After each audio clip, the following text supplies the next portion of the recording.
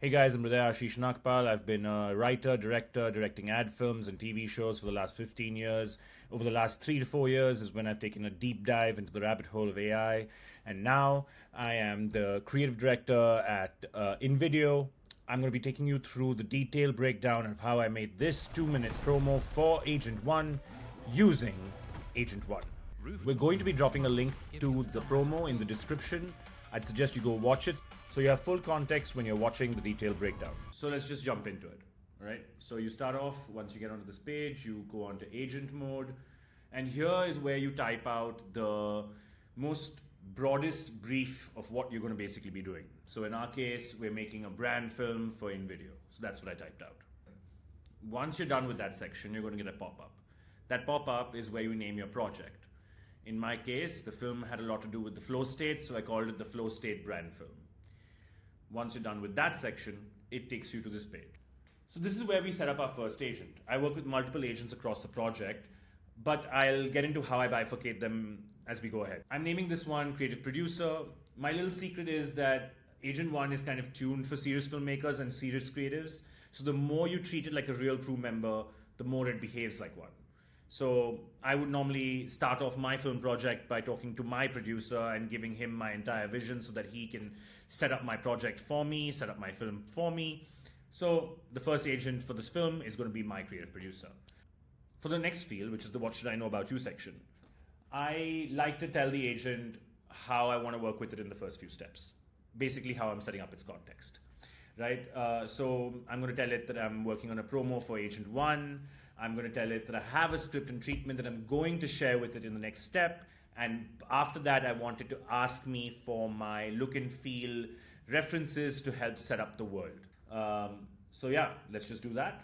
As you can see, it is taken in the context I gave it, and it's asking for the script and treatment that I said I'll be sharing. Now, let me just quickly take you through the treatment note and the script that I'm uploading so you can see how I structured it. So when it comes to uploading documents in your context, right, it can vary from a highly detailed PPM docket along with your script and treatment, or just your script and treatment, or just a brief of an idea that you have that you want to play with, and you keep building it with Agent 1. In my case, I uploaded a script that was written in the typical screenwriting format. The agent's trained on all things filmmaking, so this really helps it understand how to break down your film. The other document I uploaded was the treatment doc. Now, this is something that I have written pretty much exactly like how I would write my treatment doc if I was working with an agency or my production house to try and tell them how I want the film to be, right from the particle animation to the lifelike formations of the creations inside the world, to the lighting logic, to the color philosophy inside the film, who I want my main character to be, how we personify the agent inside the film. Very importantly, how my camera moves inside the film. Now, this is something that you will actually see as we go ahead in the breakdown, having a specific kind of camera treatment, and even the final reveal that happens at the end of the film. So I've put all of these things down into my treatment note. And honestly, you can make your treatment note or your context docs just how you want them to be. Just think about it as all the information you want your crew to have as you start building with them. So if you want them to have all the thoughts that are in your head, just put them down in an organized fashion and upload them onto the agent and watch the magic after that, because then the agent will have all the knowledge you have and will truly feel like a collaborator working with you to bring your vision out. So as you can see over here, it has analyzed my attachments and then stored a bunch of things in its context, right? You'll see that it has, right from the description, it's put down who the audience is. You can see the agent has stored the context here and bifurcated it, organized the thoughts based on the structure of what I gave it. The script lives here, the treatment lives here, all of it organized and ready. And that's it. Your creative assistant is set up. Now look, the whole chapter that was about this one thing, setting up context. If you skip this part and jump straight into generating, your outputs are going to be terrible. That's just the truth about working with any AI. The more context you give it up front, the more it can actually help you chase your vision. A locked script and treatment isn't some homework that you should skip. It's the foundation everything else gets built on. And that's the end of chapter 1. See you in chapter 2. All right, chapter 2. This one's about building the world of your film. And the way you're going to do that is by using references. And this has been something that we've been doing in traditional filmmaking all our lives, right? If I have to explain my vision to the crew I'm working with, the only way I would do that is by showing them references. Hence, the best way to do it with working with an AI agent is showing it references. For this film, there was no one image that sort of explained the look of the film instantly. So I batched my references.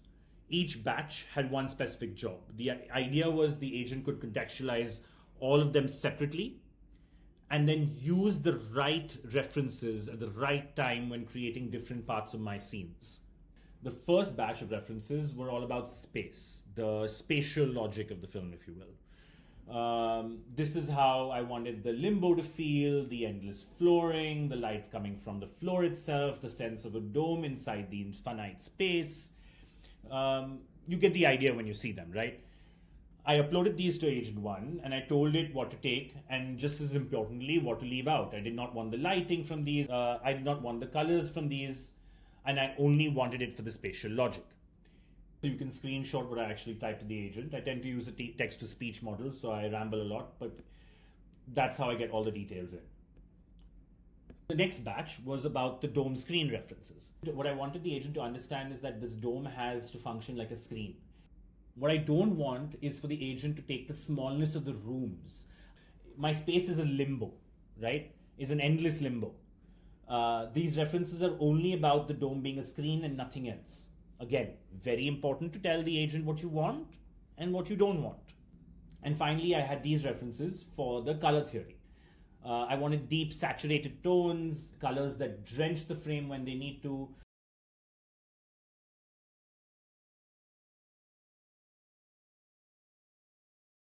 So now that we can see that it has loaded all the references in perfectly and bifurcated them as per what its particular use cases could be, the idea obviously here is to test if it's working, right?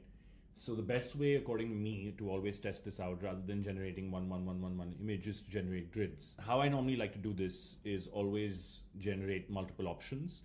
Image generation doesn't cost much, especially in Invideo. Use that to your advantage. Every director in real life always wants options. Even on set, I'll always pick 3 or 4 options for costume, and on set, we'll pick them basis of what's really hitting the vibe right. When you're going to be making your creative, you want to make sure you've made the most informed choice. What I did here first was ask the AI to come up with 3 different grids that I can have a look at. Each grid should have certain elements that I want to see to explore different parts of this world. And straight off the bat, it's understood exactly what I wanted and told me what its plan is. That's when it generated these 3 grids for me, as we can just have a quick look at them. Right off the bat, I do think that we've started off in a very good place. I think that there are a lot of things that are not working in these, but I can see that we can get to the place where I want to go. The magic of the references is where it's at. And if you can see over here, it has attached references from what I gave it in its context on its own, choosing what it wanted to put in basis of the grid that it was creating. I kind of like 7.1 the most out of these lots because it had a cycling of the colors of all the colors that you could possibly see in the dome straight off. But I did not like the way in most of the shots it wasn't really interacting with the character. The character felt out of place. I have not really seen much of what our creative director, who we are personifying, is going to be creating inside the world and how she interacts with those creations. So having said that, I kind of like it, but it was a good starting point to go delving in deeper. All right. Instantly, what I wanted to do next was give a much more detailed command. Here is where I've kind of spoken about now giving me 3 or 4 different grids, but with very specific calls in each, right? I wanted to see how our creator is going to be interacting with the different elements that they are creating inside this limbo world. And now the output I got here is what really excited me. This was the more 3D mesh style. This was the more miniature style I had spoken about. And this was the more lifelike size I had spoken about. This idea of the creator literally being on the eye level with its own creation intrigued me a lot. But what I did not like about this image was the aesthetic of it just did not land. And that's when I went on to iterate further to get closer to what I wanted.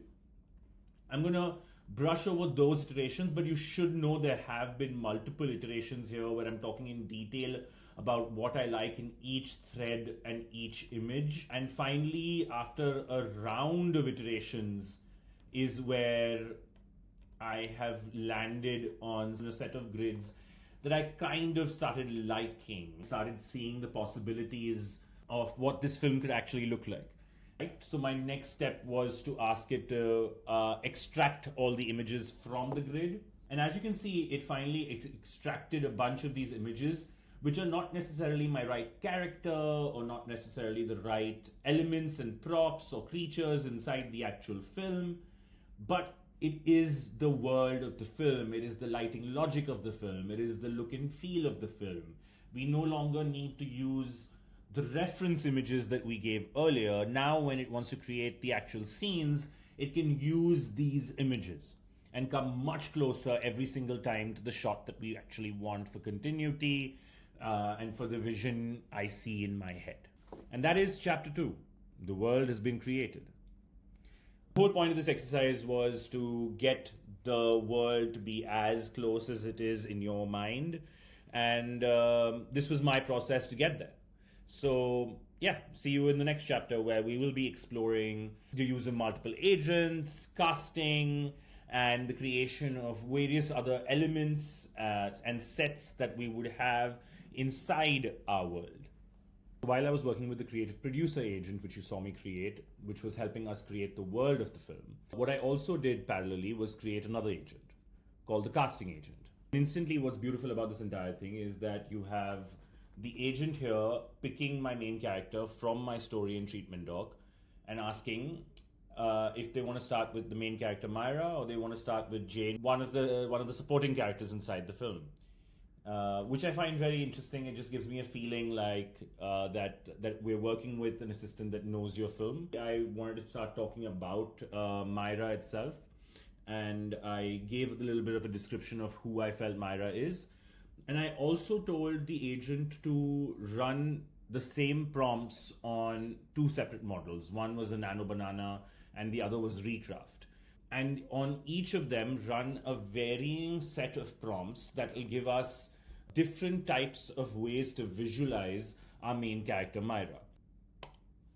And straight to the bat, I get to see what I found interesting is that Nano Banana Pro, while it has insane prompt adherence, something about these images felt extremely stock photo-y to me.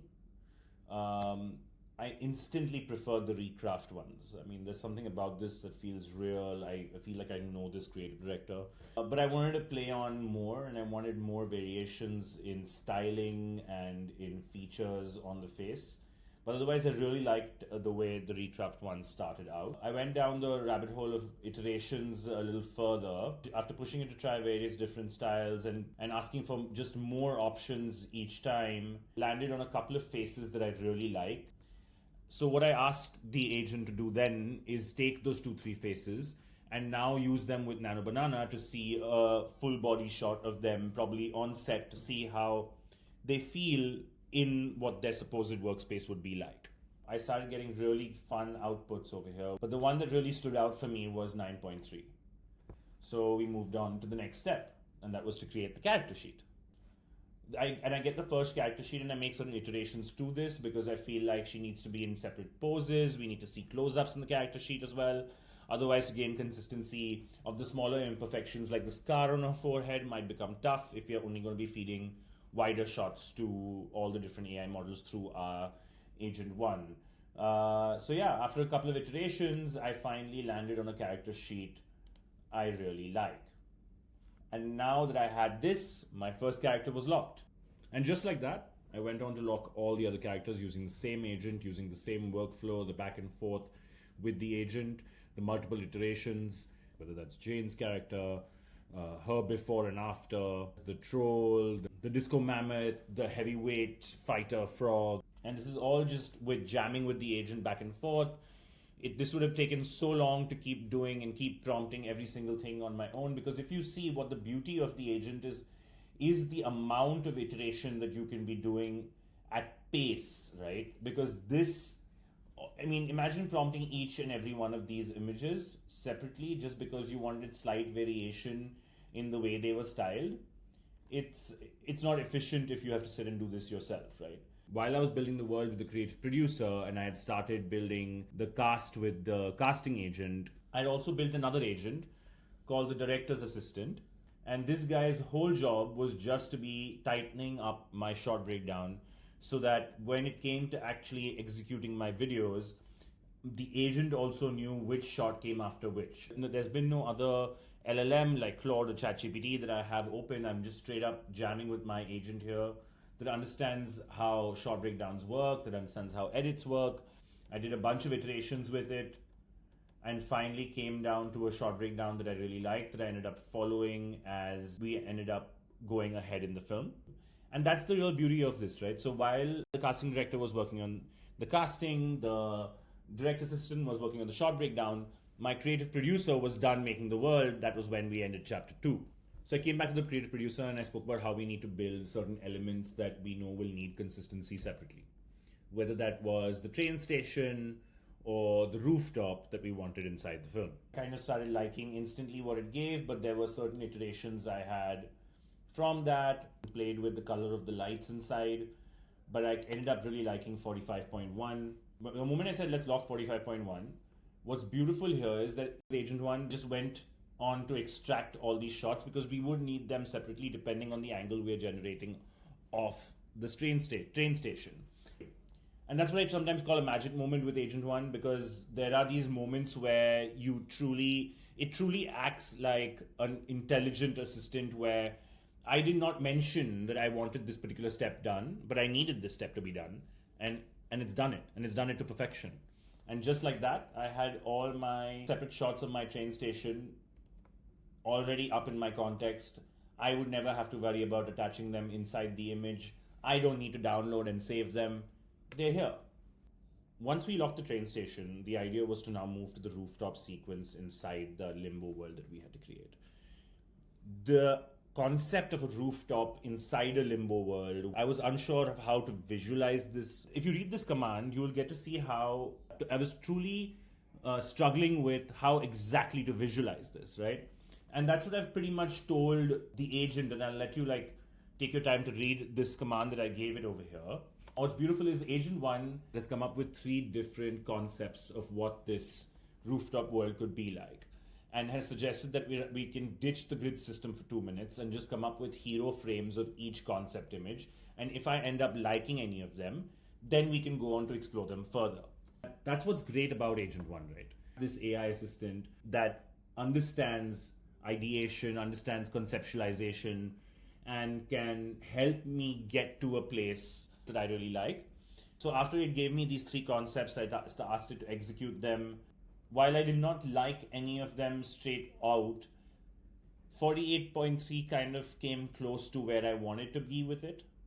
And then obviously, after multiple rounds of iteration, we finally landed on something that kind of worked. And it extracted all the separate shots from that grid. And just like that, we had our rooftop world ready. And that was it. That was working with 2 agents to create the world and the characters, deploying a 3rd agent that is working on your shot breakdown, all of that happening together to get you to a place where you can actually start generating your scenes. Welcome to chapter 4. Since we've made the world, we've made the characters, what's left? To make the images for our storyboard, or the images that would be the start frames for most of our shots, right? Well, no. That turns out is not required, and 2 might not even be the best way to go about making stuff with AI. Especially when you have such a smart agent working with you. Like, say for example, I was trying to achieve this particular shot.